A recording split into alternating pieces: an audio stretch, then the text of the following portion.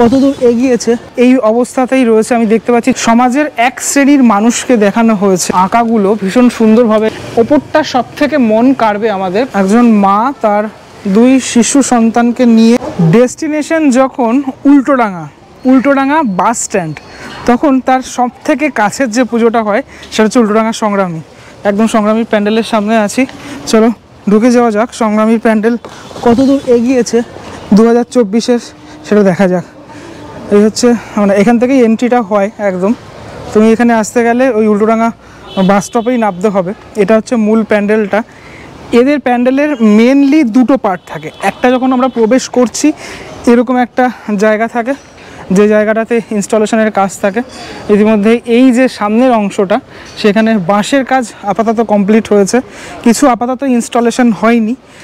কলকাতার প্যান্ডেলগুলো আপাতত এই অবস্থাতেই রয়েছে। আমি দেখতে পাচ্ছি যতগুলো জায়গায় যাচ্ছি একটু ধীর গতিতে কাজ হচ্ছে, সমস্ত জায়গাতেই দেখা যাচ্ছে সেটা।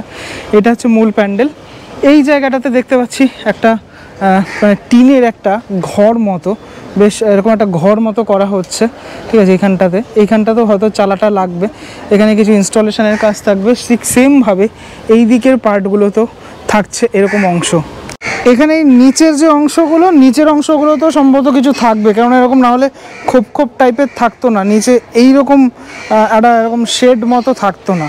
তো যাই হোক, আমরা দেখতে পাচ্ছি টিনের ব্যবহার হয়েছে। মণ্ডপের একদম সামনের অংশটাতেও দেখা যাচ্ছে অনেক টিনের এখানে ব্যবহার হয়েছে। চলো ভিতরের অংশটাতে ঢোকা যাক। তো যাই হোক, কাজকর্ম তো যেহেতু চলছে এখানে, তো এই তারপরে বাঁশ কাটার যে মেশিন সেগুলো রয়েছে।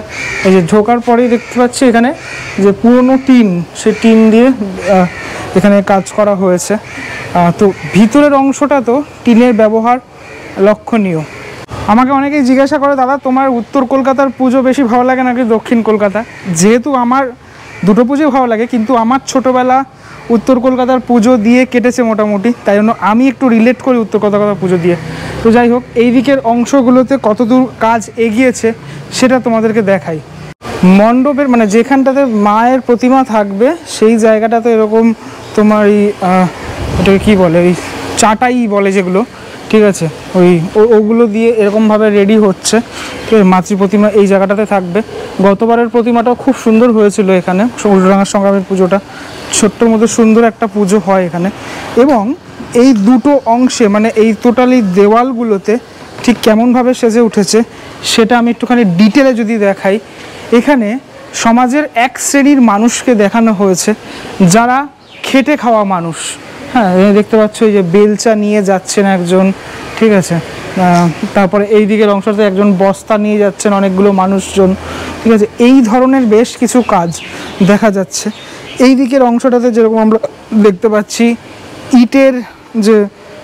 ইট বোঝাই করে নিয়ে যাচ্ছেন একজন, এক কাঁধে ইট রয়েছে আর এক কাঁধে তারই পুত্র রয়েছে ইটের মধ্যে। এই দৃশ্য আমরা দেখে থাকি প্রায়ই। প্লাস্টিকগুলো রয়েছে বলে হয়তো সেভাবে বোঝা যাচ্ছে না, আমি একটু ডিটেলে দেখানোর চেষ্টা করি এগুলোকে। খুব সুন্দর, মানে এই আঁকাগুলো ভীষণ সুন্দরভাবে এখানে কিন্তু বর্ণিত হয়েছে। এই সমাজের এই স্তরের মানুষগুলোকে দেখানো হয়েছে। ঠিক তেমনই আমি আরও দেখাচ্ছি, আর্টগুলো একটুখানি পরপর দেখাচ্ছি। একটু দেখাই ওপরটা সব থেকে মন কাড়বে আমাদের, কারণ বাঁশ কেটে এরকমভাবে এই যে তৈরি করা হয়েছে, এটা কিন্তু ঝাড় থাকছে না, নিজস্ব একটা ক্রিয়েটিভিটি থাকছে, কারণ এর ভিতর থেকে লাইট বেরাবে আর কি। এই যে বাঁশ কেটে এরকম তৈরি করা হয়েছে, বাঁশের মধ্যেই এরকম ব্যাপারটা তৈরি করা হয়েছে, এটা সত্যি দেখার মতো। একটু ওয়াইড অ্যাঙ্গেলে দেখাই। ব্যাপারটা খানিকটা এরকম, ঠিক আছে, মানে পুরো উপরের যে পুরো সিলিংটাই এভাবে তৈরি করা হয়েছে এবং মাঝের অংশটাতে টিনের কাজ রয়েছে। হ্যাঁ, তুমি যদি এদিকে আসো দেখতে পাবে, আমি একদম মিডল পজিশনে এসে যদি তোমাদেরকে দেখাই, এটা একদম মাঝখানের অংশটা। হ্যাঁ, এটা সত্যি একটা সুন্দরভাবে তৈরি করা হয়েছে। এই অংশগুলো টোটালটা টিন দিয়ে তৈরি। এবং যেটা এবারে আমি তোমাকে দেখাই, এই দিকের যে পার্টগুলো, সেই পার্টগুলোতে ঠিক কেমনটা রয়েছে। এখানে দেখতে পাচ্ছি একজন মা তার দুই শিশু সন্তানকে নিয়ে এখানে রয়েছেন। আমরা এই চিত্র মানে কলকাতার রাস্তায় কিন্তু দেখে থাকি, অভুক্ত অবস্থায় বেশ কিছু মানুষজন থাকেন, ঠিক আছে, তাদেরকে দেখানো হচ্ছে। যে একটা বাচ্চা হাতে কিছু নিয়ে খেলা করছে। এই জিনিসগুলো মণ্ডপের এই ভিতরে যখন ফুটে উঠবে, এই যে কিছু এখানে ওইদিকে কিছু বাড়িঘর রয়েছে, আমি প্লাস্টিকের একদম ভিতর থেকে দেখাচ্ছি, ঠিক আছে, যাতে তোমরা বুঝতে পারো ব্যাপারটা। দেখো এখানে কি দেখানো হচ্ছে, দেখো শিশু শ্রম। এই শিশু শ্রম জিনিসটা কিন্তু আজকের দিনেও দেখতে পাওয়া যায়, ঠিক আছে, মানে কলকাতার রাস্তাতেও দেখে থাকি আমরা, যেখানে একজন শিশু, তার মাথায় এরকম তোমার কড়াই রয়েছে এবং কড়াইয়ে বিভিন্ন যে জিনিসপত্রগুলো, সেই জিনিসপত্রগুলো বয়ে নিয়ে যাচ্ছে এবং একজন মানুষ তিনি দিয়ে দিচ্ছেন।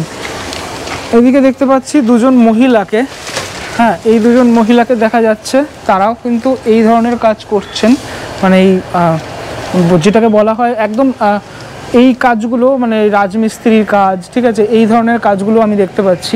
মানে তাদের মধ্যে যারা আর কি এই কাজগুলো করে থাকেন, তাদের কথাই বর্ণিত হয়েছে মণ্ডপের এই অংশগুলোতে।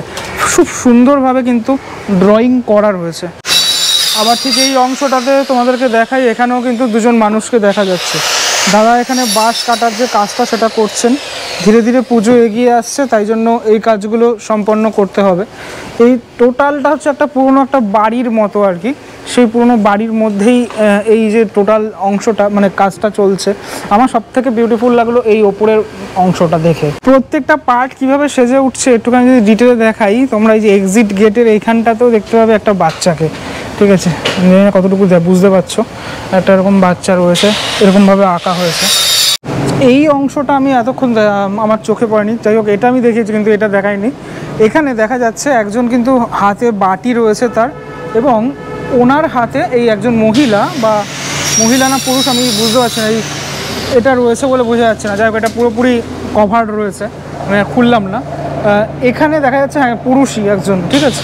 তো ওনাকে দেখা যাচ্ছে যে এই ডমরু যেটা হয়, বা এর ডমরু না ঠিক এটাকে কী বলে, ছোট্ট একটা বাদ্যযন্ত্র যেটা রাস্তায় দেখতে পাওয়া যায়, সেগুলো বাজাচ্ছেন এবং ইনি কিন্তু ভিক্ষা করছেন, বা হাতে এরকম একটা রয়েছে বাটি টাইপের। তো এই ধরনের যে আর্টওয়ার্কগুলো, এই আর্টওয়ার্কগুলো যেমনটা ফুটে উঠেছে মণ্ডপের পুরো অংশগুলোতে, এখান থেকে যদি তুমি দেখাই, আমি সারাউন্ডিংস এলাকাটা টোটালটা যদি দেখাই, তাহলে কিন্তু পুরো মণ্ডপটা যখন সেজে উঠবে তখন একটা আলাদা মাত্রা পাবে, সেটা বলাই যায়। একই সাথে এই জায়গাটাতে অনেকগুলো মানুষ, তারা একসাথে অনেক কাজ করছেন, তাদের মাথায় বোঝা রয়েছে। একই সাথে দাদা এখানে বাঁশের যে টুকরোগুলো করছেন, এগুলো কি দাদা ওপরের অংশটাতে লাগানো হবে? ওপরের অংশটাতে লাগানো হবে, এখনও ওপরের কাজটা কমপ্লিটেড নয়, ওই টুকরো টুকরো টুকরো টুকরো বাঁশগুলো করা হচ্ছে, যেটার জন্য। তবে আমার সব থেকে মন কেড়েছে এই আঁকাটা, ঠিক আছে, কারণ এখানে এই মানুষটি এক হাতে যেরকম ইট নিয়ে যাচ্ছেন, আর এক হাতে তার সন্তান রয়েছেন, তার সন্তানও রয়েছেন এই ইটের ওপর বসে। এই ব্যাপারটা কিন্তু সব থেকে আমার মন কেড়েছে। উল্টোডাঙ্গা সংগ্রামীর এই মণ্ডপের উপকরণ হিসাবে যে যে জিনিসগুলো ব্যবহার করা হয়েছে একদমই নর্মাল উপকরণ, মানে তোমার বলতে গেলে প্রাকৃতিক উপকরণ দিয়ে কিন্তু পুরোপুরি ব্যাপারটা সেজে উঠছে। হ্যাঁ এগুলো যেরকম রয়েছে, টিন রয়েছে, কোনো কিছু হার্মফুল আমি দেখতে পাচ্ছি না, পুরো টোটালি ব্যাপারটা সুন্দরভাবে আপাতত সেজে উঠেছে। এই যে জায়গাটা মানে এই যে ওপরের এই যে শেড মটোটা করা হয়েছে, দেখার বিষয় শেড মটোটা কেন করা হলো, ওপরে কি এখানে কিছু ইনস্টল থাকছে, সেটা এখন দেখার বিষয় উল্টোডাঙ্গা সংগ্রামীর এই মণ্ডপে। যত দিন আরও এগাবে, আর মোটামুটি মাস 1.5 মাস মতো বাকি রয়েছে, তার মধ্যেই এই টোটাল মণ্ডপ কমপ্লিট করতে হবে। মা আমাদের মধ্যে কিন্তু চলে আসছেন খুব শিগগিরই, আর মানে এই পুজো আমরা আরও ভালো করে দেখব। উল্টোডাঙ্গা সংগ্রামীর পুজোটা তোমরা এই প্যান্ডেলটা কারা কারা দেখে থাকো প্রতি বছর আমাকে অবশ্যই জানিও। ওদের ক্লাবটা একদম এই যেখানে তৈরি হয় মণ্ডপটা তার পাশেই, এটা হচ্ছে ক্লাবের যে বিল্ডিং সেটা। সমাজের এই মানুষগুলোকে নিয়ে কাজ করা এটা সত্যি একটা ভালো ব্যাপার, আর আমি সত্যি এক্সাইটেড থাকলাম এই ব্যাপারগুলোতে, মানে এই যে জায়গাগুলোতে ঠিক কী থাকছে সেটা দেখার জন্য, ঠিক আছে, এখানটাতে প্লাস এইখানটাতে, হ্যাঁ এখানে এরকম টিনের চালঠালগুলো কেন করা হলো সেটা দেখার জন্যই আমি এক্সাইটেড থাকলাম। মূল প্যান্ডেলটা তো পুরোপুরি টিন দিয়ে এইভাবে হচ্ছে, ওটার শেপটা পুরোপুরি চেঞ্জ হয়ে যাবে যখন আর কি হবে। টিনের ব্যবহারটা অনেকাংশে হয়েছে সেটা বলাই যায়। এই প্যান্ডেলটা কেমন লাগে আমাকে জানিও, ভিডিওটা কেমন লাগলো সেটাও আমাকে জানিও। ধীর গতিতেই এগাচ্ছে মোটামুটি এবছর, আমি যতটুকু দেখলাম তোমাদেরকে সেটাই দেখালাম।